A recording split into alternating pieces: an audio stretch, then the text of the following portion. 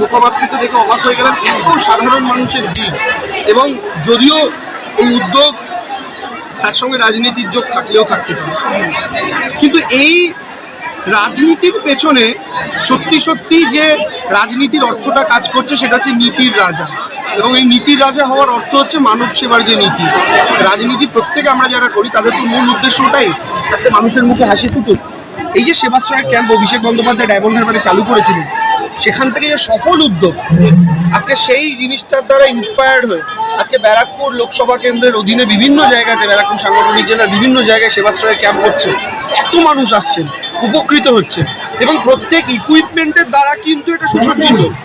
For the sake of camp নয়, মানুষ আসছেন, মানুষ কাজ নিয়ে, মানুষ চিকিৎসা নিয়ে, অর্থাৎ এবং যদি ফার্দার ট্রিটমেন্টের দরকার হয় তাদের সেই ব্যবস্থাও করিয়ে দিনের দিনে তারপর তাদেরকে বাড়ি পাঠানো হচ্ছে। অর্থাৎ শুধুমাত্র ফিতে কাটা, শুধুমাত্র ফটোগ্রাফির জন্য একটা কাজ নয়, যেটা আমাদের প্রধান সেবক করে থাকেন আর কি, নাম দিয়েছেন প্রধান সেবক, কিন্তু শুধু ফিতেই কেটেছেন, ফটোই তুলেছেন। ফলে স্বাভাবিকভাবে সাধারণ মানুষকেও ধন্যবাদ জানাই, এত তাদের চিন্তাভাবনা, তাদের প্রত্যেকের SIR থেকে শুরু করে সংসার, পরিবার, ব্যক্তিগত জীবন সব কিছুর মধ্যেও তারা যে স্বাস্থ্যটাকে গুরুত্ব দিয়েছেন, এই ক্যাম্পে এসছেন, এসে আমাদের এনরিচ করেছেন।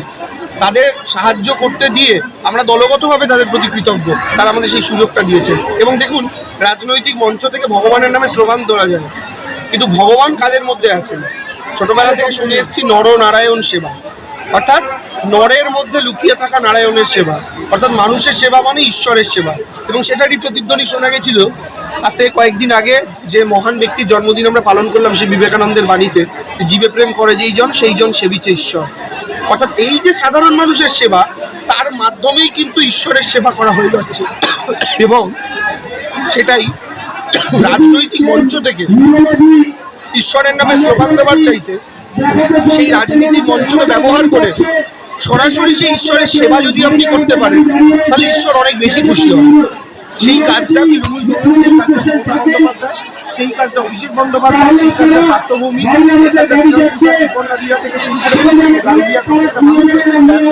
প্রত্যেকটা মানুষ তারা করছেন। অর্থাৎ আমরা সরাসরি তৃণমূল কংগ্রেস মানুষের সেবা করছেন, মানুষের মাধ্যমে ঈশ্বরের সেবা করছেন। ফলে আমাদের মঞ্চ থেকে ঈশ্বরের নামে স্লোগান দেওয়ার প্রয়োজন পড়ে না। এবং এই কারণেই ঈশ্বরের আশীর্বাদটা এই মহিলাই পেয়ে আছেন, সবাই চক্র করে এই মহিলাই পেয়ে আছেন। ঠিক আছে।